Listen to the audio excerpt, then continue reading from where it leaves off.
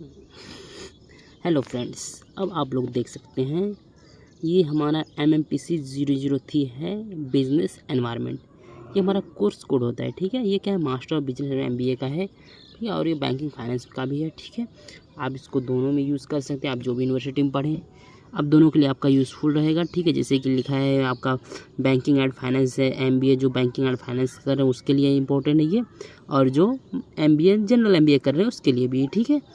ठीक है, अब ये आपका कौन सा सब्जेक्ट है, बिजनेस एनवायरनमेंट। आप लोग इसमें देख सकते हैं क्या क्या इसमें पेपर में पूछा गया है, ठीक है।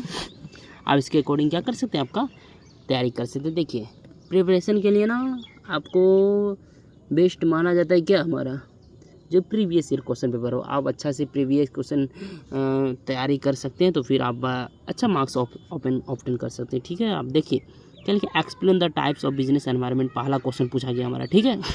और इसी में क्या बोला गया है, differentiate between internal and external environment की भी एग्जांपल। ये बोला इंटरनल एंड एक्सटर्नल एनवायरनमेंट को क्या करना है, डिफ्रेंशिएट करना है, बांटना है, बताना है डिफरेंट करके, अलग अलग करके, ठीक है।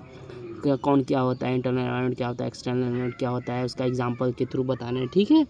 जैसे इंटरनल एनवायरनमेंट हमारा क्या क्या आता है, जैसे कि इंटरनली बहुत कुछ है, जैसे इंटरनल में ऑर्गेनाइजेशन के अंदर क्या इफेक्ट्स करता है एनवायरनमेंट।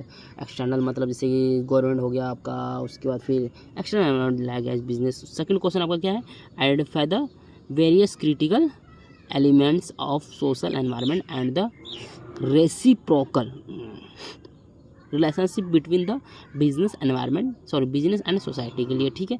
थर्ड क्वेश्चन आपका, explain the structure of money market का पूरा स्ट्रक्चर क्या करना बनाना है। उसके बाद फिर क्या है, briefly discuss the main instruments traded in the money market and the super market, ठीक है।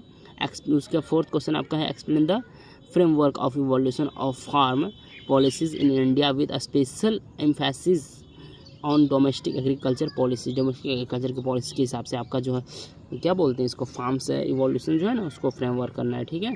अब फिफ्थ क्वेश्चन आपका क्या है, explain the reform undertaken by the government to strengthen and establish the financial sector. फिर सिक्स्थ क्वेश्चन देखिए आपका क्या है, what is the importance of balance of payments, ठीक है। इसको करना, बैलेंस ऑफ पेमेंट BOP जो हमारा होता है ना वो क्या होता है इसके बारे में करना है। उसके बाद explain the main components of balance of payment, इसका एक्सप्लेन करना है मेन कंपोनेंट, ठीक है।